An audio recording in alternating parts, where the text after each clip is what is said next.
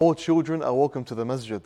However, us as parents, we have a duty to ensure that our children have the tarbiyah to come to the house of Allah subhanahu wa ta'ala. Some tips that I would recommend to you would be to make the masjid an exciting time. Possibly add a reward that your children could receive after good behavior in the masjid. Speak to your children about what's expected of behavior in the masjid. Speak to them that we are going in worship. Us walking to the masjid is worship.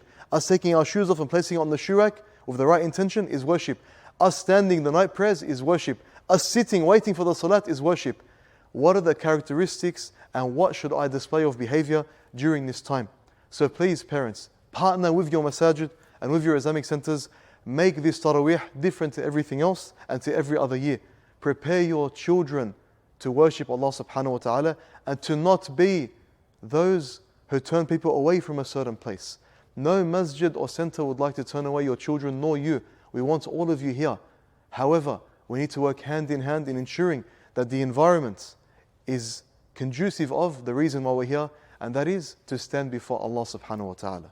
Assalamu alaikum wa rahmatullahi wa barakatuh.